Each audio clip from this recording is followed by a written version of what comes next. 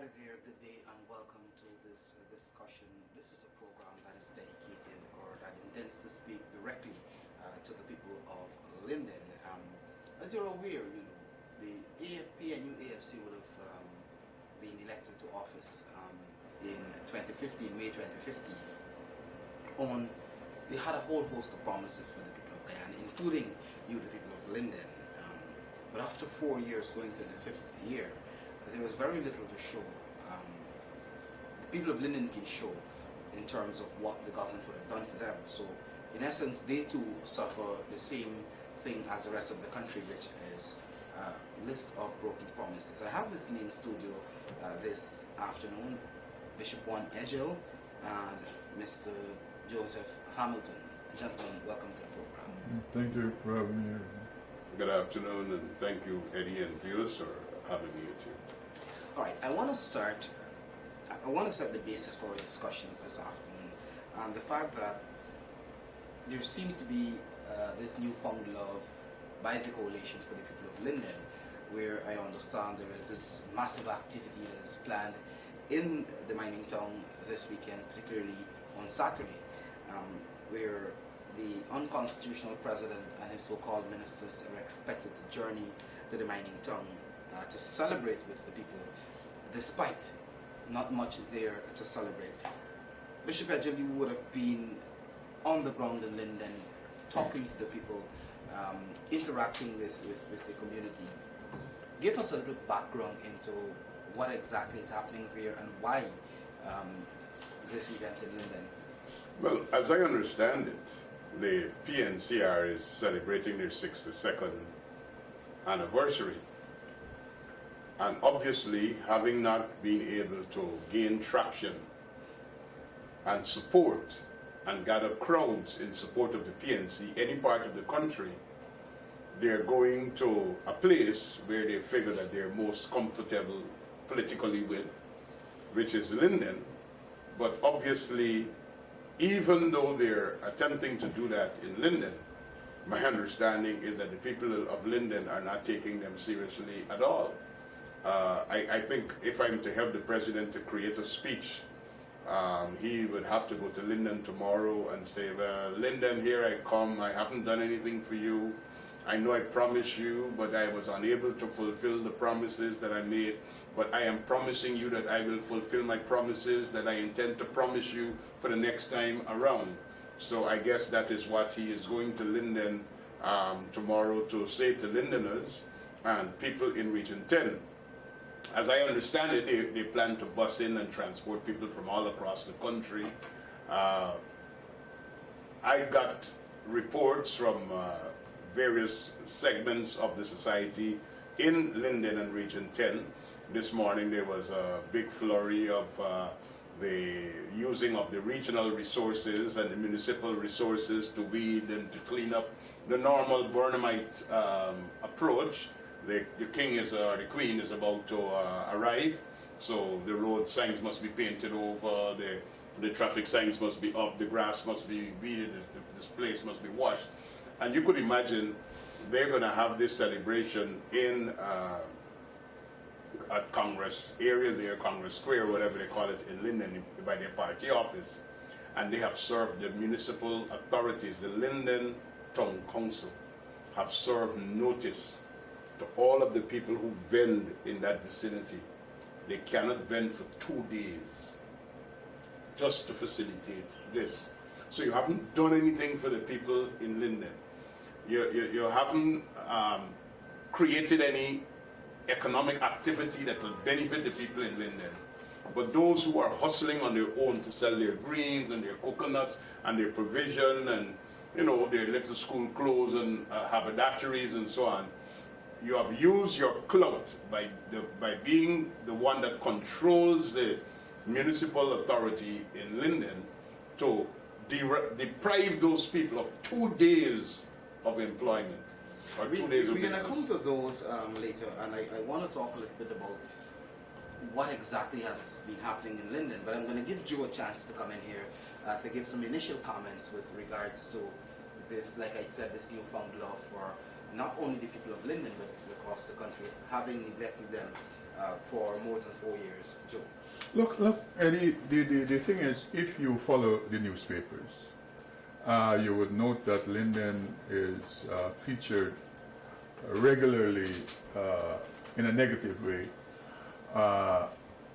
with the social dislocation that is happening there. Just last week we had issues about the police, several weeks ago rather, picking up about large numbers of young men to the tune of, according to the police report, 14 gangs operating in this region.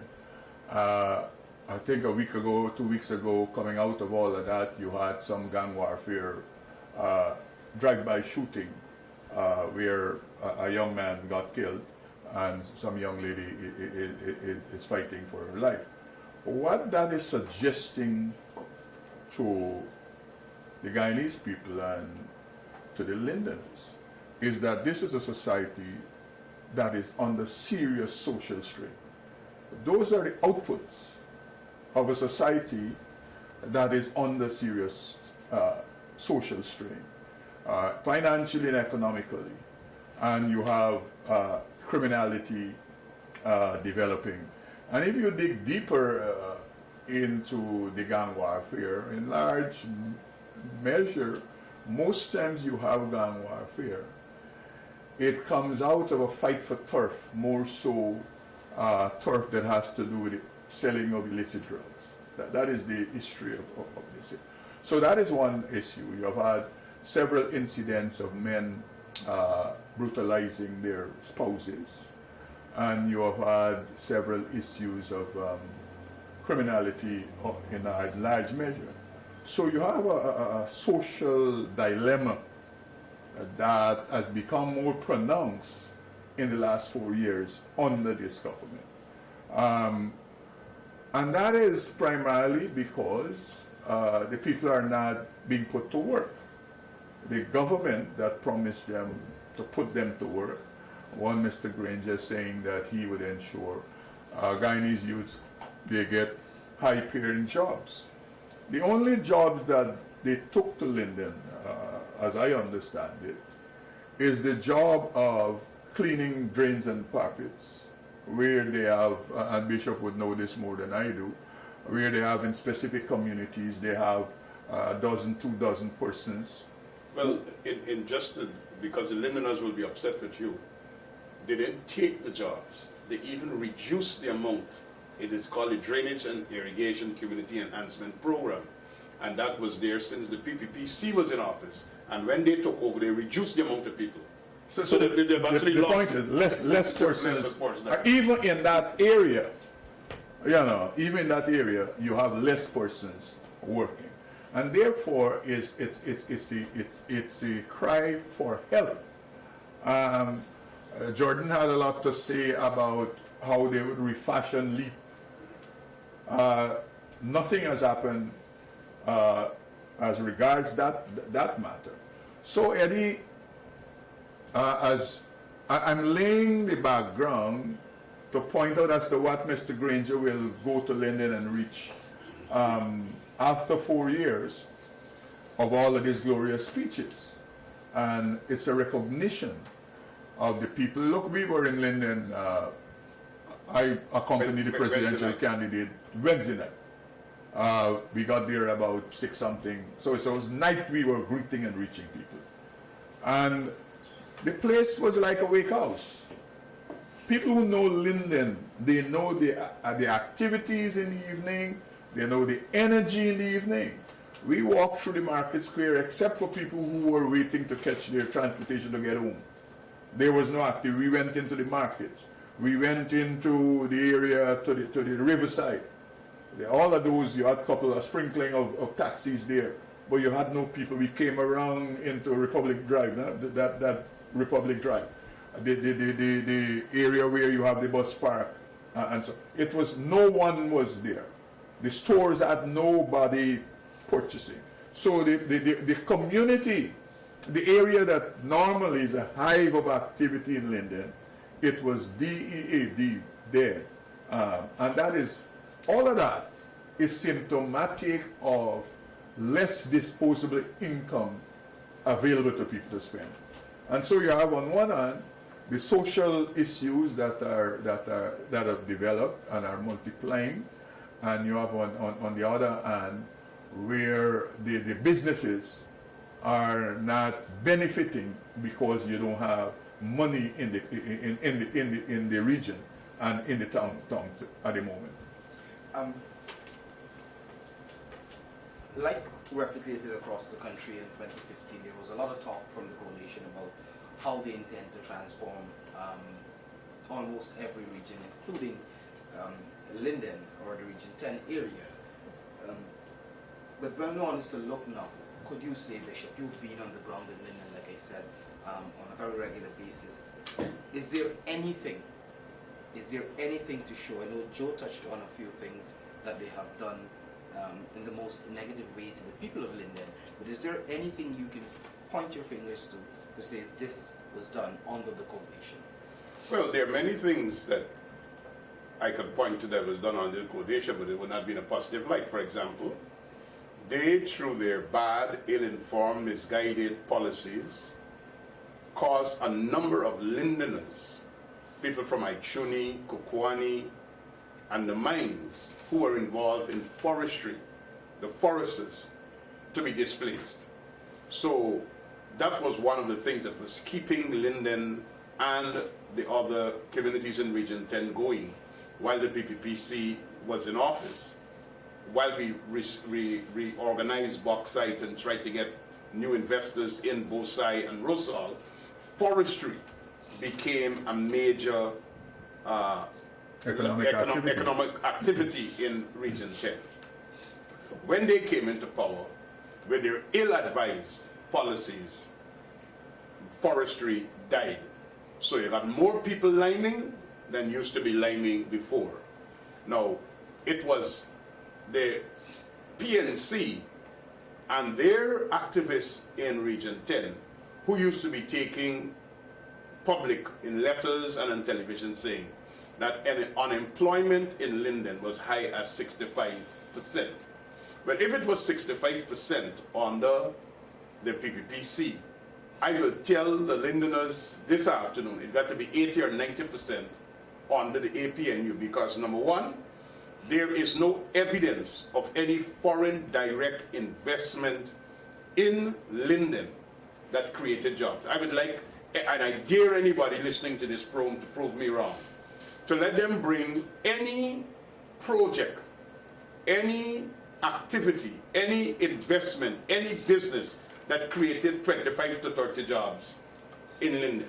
Any single activity that created 25 to 30 jobs that was not there before. As a matter of fact, the call center that was there in Linden, owned by a foreigner, I think he was in St. Kitts, they had almost close to 100 Lindeners who were involved in information communication technology by working out of that call center. This government closed the call center down. When the no confidence motion was passed, Catayus went up there and promised them that they're reopening the call center. Up until now. So by August, we're in October. We're in October. Yes. But if you go to Karakara, where the building is, where the call center is locked up, it's in a dilapidated state, and those 100 young people that were working, they gone home, and there's not one foreign direct investor. The point that Joe was making earlier, the only thing that you could see people in Linden doing if they're getting work is weeding and cleaning drains. But they have even reduced the amount of people who were involved in that activity. The other day, I am told that the region got a warrant from the Ministry of Public Infrastructure for them to clean the highway. And I don't want to call a name, but somebody who's their campaign manager was overseeing that. And the boys were loaded up in canters and so on, and they went and they started cleaning from Millie's hideout, heading back to Georgetown. When they wanted people to protest for house-to-house registration in Linden, they tried to use the same people who were on that project. And they told them, if you don't protest, you're not going to get paid.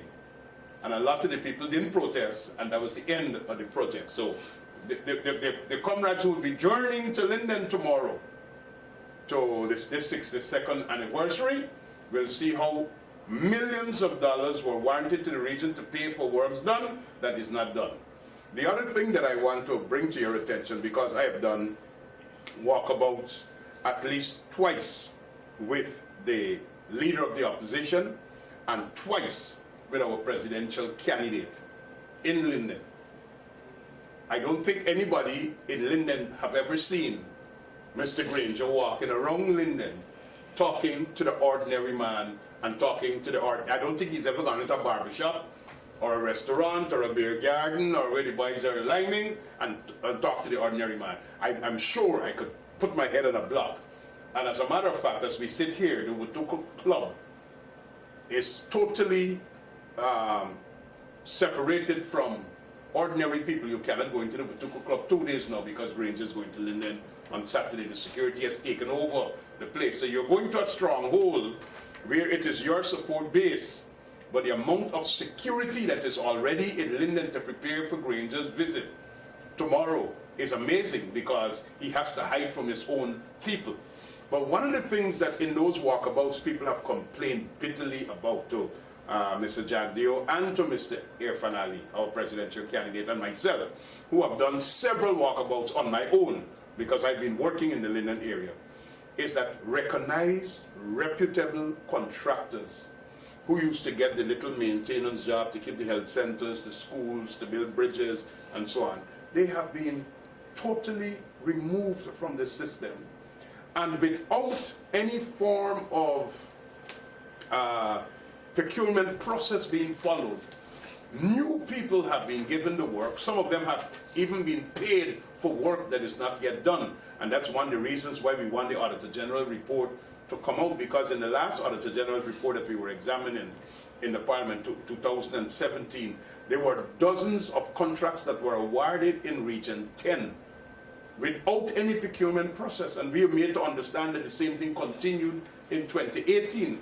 But even though monies are being spent, people are not getting work because the work is not actually being done. And this is the mystery. Monies are being paid out of the system, but you're not seeing the physical work being done because it is contract for friends and family, and that is a source of serious concern. You have a situation where in the municipality, the treasurer who was present before the Public Accounts Committee actually had to say the subvention that was given to the municipality was not spent. You could imagine, the people you voted for are the central government. The people you voted for are the regional government. The people you voted for are the municipal government. And the monies that the parliament allocated to your region and to your municipality is not being spent. Or even if it is being spent, it's not being spent properly. You're not seeing the benefits. Why is that happening? One word: corruption.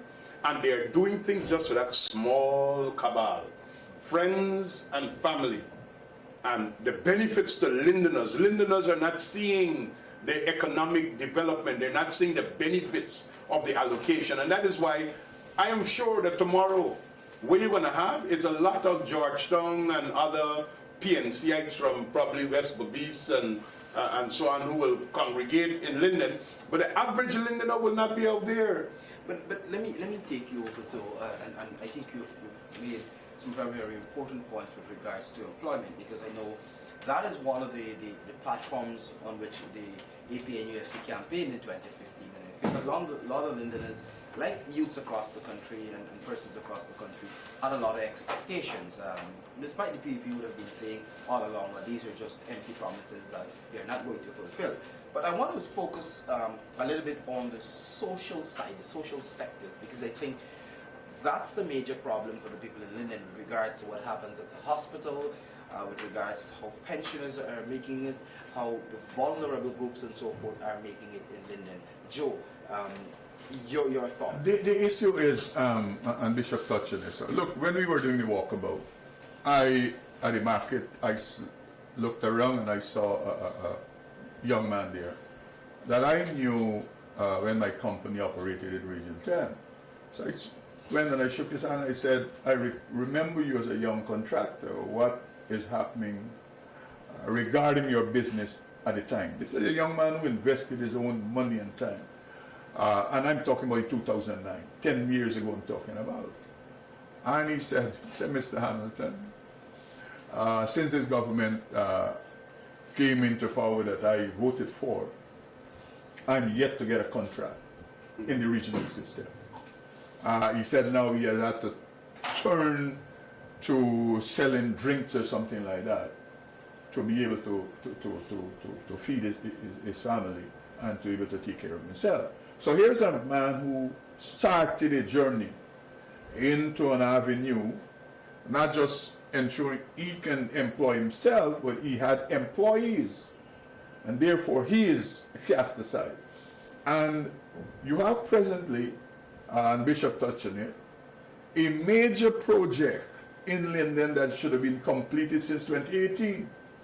Since 2017, one of the close contractor friend, Chum Global, got a contract to build the regional office in Linden in 2017. The same time he got a contract to build the Ministry of Health headquarters. And if you pass the right brick dam, you see where that is at. That contract, like the one in Linden, they should have been finished. Those buildings should have been completed the end of 2018. I know the Auditor General in his report in 2017, the 2017 report that was out in 20, he made mention of the same regional office, of the same Ministry of Health. But I also sought to find out from the people there when we were, what is the latest status with the regional office, that large tens of millions of dollars have already been given to the contractor for this building. And they said, Mr. Hamilton, nothing really has happened. I think the man, one body in GIST said, Mr. Hamilton, I think now the piles are being driven in 2019, when this man already got tens of millions. You have young men, Rastafarians we met, and one of their issues, again, is a broken promise, the decriminalization of marijuana. That is what they raised, and people were raising their own issue. And many members of the Rastafarian committee, that they raised that as an issue and made the point that, listen, we were promised the decriminalization of marijuana, and this government, they have done nothing. And as we go around the market square, you could see the dismal and depressed state of the place, and that is nighttime. And therefore, as I said, Eddie, social ills will become more pronounced, and is becoming more pronounced, because a lot of the young men, they have nothing to do. They have no work to go to. Many young people, they have escaped it by coming to Georgetown to live with relatives, or going some other part of the country to live with relatives, so they can get employment in Region 4. And just to ensure they can take care of themselves. Some people do travel daily, Bishop will tell you, coming to Georgetown to work and going back to Linden. But the area there, it's a ghost town. We just got to call it. The point is, I think Bishop might know more. I know that they had put some $100 million in the first instance into this resuscitation of LEAP. I don't know what is the outcome, what is the output. What I can tell you Loans to political friends is that I don't know it went into developing young business people, young entrepreneurs in the area to develop their business and expand their businesses. And therefore, Mr. Granger will go there tomorrow with the normal tailored speech. And I can sit down now, if I had the time, and read Mr. Granger's speech from my head. You know, I don't have to get a piece of paper, because the normal thing he will, the same old story, the green state economy, that is nothing really. Long and short of it, Eddie, the bottom line is, people want to be able to work, they want to be able to feed their family, they want to be able to eat, they want to be able to take care of their obligations And the government has failed this town and the region miserably in ensuring that people are able to live a comfortable life. We ain't going to the good life as they promised. I'm talking about comfortable life. And therefore, we thought it was useful, it is important to reawaken people of Linden and Region 10 to recognize that it's the same thing you would hear that you have heard nearly 5 years ago from Mr. Grincher. There will be nothing new. There will be nothing that when he leaves there, the next week, you can ensure that your life will change, transform for the positive. But I want to quickly, I think we have just about 5 minutes or so to go. I want to take you to, because often you hear the APNU+AFC making the argument that under the PPP, Lindeners were struggling, nothing was done for them. And I know personally, being in the media, I've traveled to Linden on several occasions, especially under Barajagli as president, where he commissioned water treatment plants, there were housing schemes, a whole host of activities. I'd probably ask you, Bishop, in about 2 to 3 minutes or less, if you can touch on some of the programs and projects that the PPP would have implemented that would have bettered the life of the Lindens. Well, the thousands of homeowners in Linden, in Amelia's Ward and Block 22, and that is PPPC. The fact that you got a home and you live in Amelia's Ward, the whole of Amelia's Ward, that's a PPPC. Block 22, it's PPPC. Just the other day I went down to the back of Amelia's Ward where they had alleged that some PPP man was giving up land. People in Linden are squatting again. Under a government that they voted for, they're squatting. You know why? Because they're no longer getting house lots. While a man got 216 acres at Millie's Hideout and another one got how much acres at Dalawala, Lindeners are not getting house lots. So Lindeners are squatting again. We had given to Lindeners land for housing. The hospital, the new hospital complex, and I had cause to be there last week because somebody was sick. I met Her Worship, the mayor, was there at the hospital at the same time. So in case anybody believe I wasn't there, the mayor could testify that I was there. The toilet facilities, terrible. The doctors are operating under real harsh conditions. And what is worse, the complaints about the shortage of drugs persist. It was in the Auditor General's report of 2017 that was being examined, and I'm sure it will be in his report again in 2018, because through improper procurement, it's not that money is short, but they can't manage. And in a region where they control central, regional, and municipal government, services in Linden and its area has deteriorated. But let me just say this last one thing. I have visited areas, Malali, Muritario, Great Falls, 47 miles, Maguro, Rockstone, Palmyard, and all these areas. They have never seen the president, the prime minister, or any senior minister of this government. But you know what this government have been doing? Every government official who need a publicity stunt to show that they're doing something, they run to Linden, get some photographs, they make the news, so they project themselves, but the people's lives are not better. So this activity tomorrow is just another publicity stunt. We're Linden for the PNCR, and Lindeners are hungry, they have no work, the services that they're getting have deteriorated, and everything that the PPPC would have done, they've gotten put on halt and pause. The miners are in trouble, the foresters are in trouble, ICT is in trouble, medical services are in trouble, and all of those things are things that the PPPC would have put in place, including housing development. Joe, closing quickly, what do you want to say to people? Quickly, Bishop touched on housing. I can tell you because I'm operating in the sector. The government attempted to build in 5 years 30 houses that they're yet to complete in Linden. 30 houses. They're yet to come, up to now, they're yet to complete. And so we thought it is useful to say to the people of Linden that when Mr. Granger leaves Sunday, your life will be the same place because Mr. Granger and his cabal has no interest in you. You're only useful and disposable at elections time. And all we can say to you as we come into your community, and we will continue to come, is to say to you that the promises we make, we will keep them, and to ask you, the people of Linden and Region 10, to give us your vote when elections come the 2nd of March 2020. And that is how I would want to end as I speak to the people of Linden. Bishop, anything in closing quickly? We have always worked for all the people of Guyana. We have not been perfect, but every Lindener and every person in Region 10 would have known that when the PPP delivered goods and services, it was not selective. We did not just give things in Linden and Region 10 to PPP supporters. We delivered for Linden, Lindeners, and the people of Region 10. Compare that to what the government that you voted for have done to you.